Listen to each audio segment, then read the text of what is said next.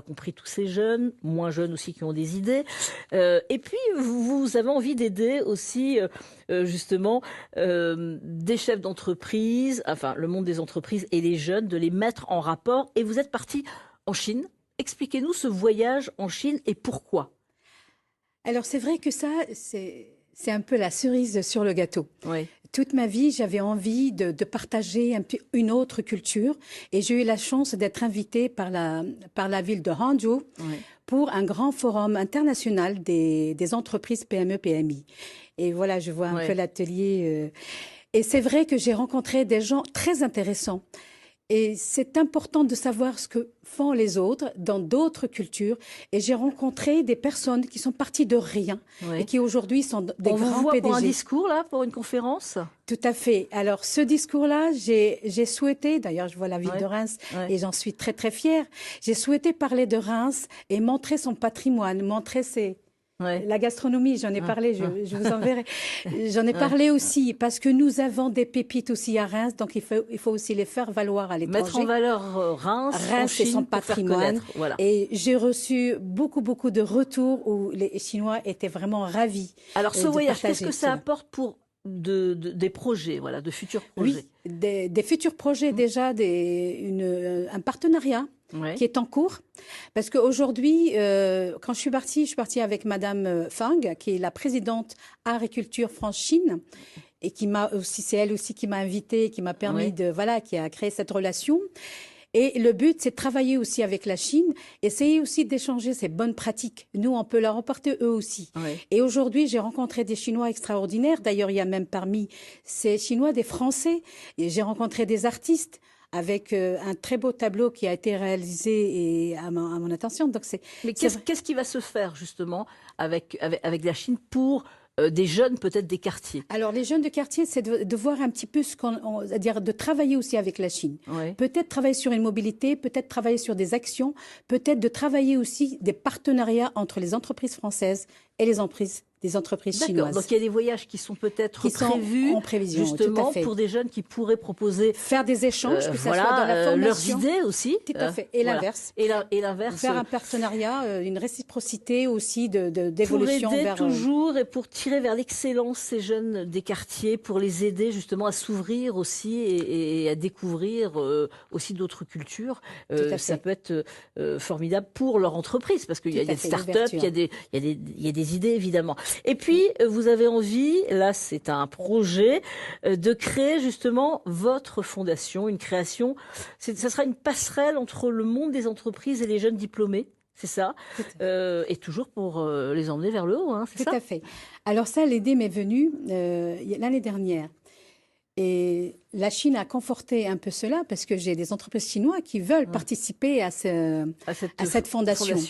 Et l'idée m'est venue l'année dernière parce que j'ai rencontré un homme formidable qui s'appelle Sidi Saïd. Il a fait une conférence à Neoma.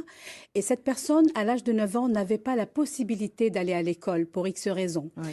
Et il a eu la chance d'être tiré vers le haut. D'ailleurs, il le dit parce qu'il a une fondation aussi. Ouais. C'est l'un de mes parrains et il va me soutenir pour ma fondation. À 9 ans, il n'avait pas cette chance-là. Et puis, il est arrivé grâce à une personne qui l'a emmené à l'école.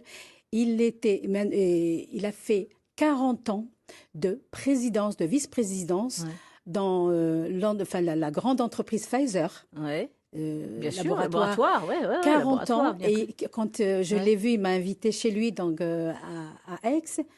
Et il m'a dit, Fatima, vas-y, n'hésite pas. Celui qui ne tente pas, il ne saura jamais s'il va pouvoir réussir. Donc là, vous faites déjà beaucoup pour les quartiers, mais cette fondation va encore proposer d'autres choses. Voilà, c'est la passerelle entre les entreprises et les jeunes diplômés.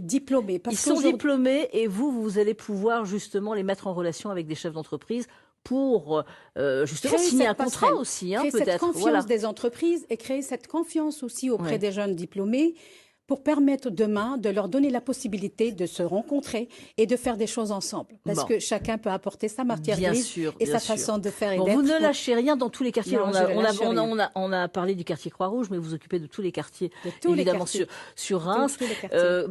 Et puis en Lorraine, il y a des personnes qui s'occupent aussi, évidemment, dans différentes villes, des quartiers comme vous. On en avait reçu. Faut expliquer véritablement quand on a une idée, quand on a envie, il faut y aller. Qu'est-ce que vous avez à dire justement face à la caméra aux jeunes qui nous regardent ou moins jeunes qui sont dans les quartiers et qui se disent non, pour moi ça sera pas possible. C'est vrai, j'ai rencontré beaucoup de jeunes et on me dit toujours je ne trouve pas de travail parce qu'on me donne pas. Et je leur dis prenez confiance. Vous avez toujours une compétence. Il faut pas se décourager. La motivation viendra quand vous allez être valorisé par des gens, par des entreprises. Il faut aller de l'avant. Il ne faut jamais se dire je ne peux pas le faire. Qui ne tente pas. Tenter, voilà. Qui ne tente pas ne sait pas. Donc il faut tenter. Tout ce qu'on risque, c'est de revenir à la case départ. Tant qu'on n'a pas tenté. Il faut avancer, et c'est ça Il y a des personnes qui peuvent vous aider. Allez frapper à la porte et oser expliquer que vous avez, même si vous n'avez pas les finances, on pourra trouver, je suppose qu'il y a toujours des aides possibles pour vous aider à créer, à réussir, et vous serez peut-être chef d'entreprise dans quelques années. Merci beaucoup. Et puis vous essayez de contacter justement Fatima. Exactement. C'est vrai, j'ai parlé de parrain tout à l'heure, mais j'ai un parrain d'une grande pupite qui est Monsieur Pelé, le grand footballeur. Sa fille a une fondation et qui est aussi la marraine de la fondation, qui va être la marraine, et puis Monsieur Sidi Saïd et d'autres partenaires aussi de l'économie. Vous demandez Fatima, elle de la culture. Houssine, et puis elle vous conseillera évidemment, elle sera là pour vous. Merci beaucoup Fatima El Houssine d'être venue sur ce plateau. Je vous propose de regarder le dessin du jour parce que c'est comme ça que nos dessinateurs de France 3 chaque jour, ils nous regardent et puis ils font un dessin pour nous. Et puis là, il y a des là, c'est mélange des cultures, autour de la musique, et là, il n'y a plus, et il n'y a plus de religion, tout le monde s'entend, et exactement, et c'est formidable. Merci beaucoup, merci.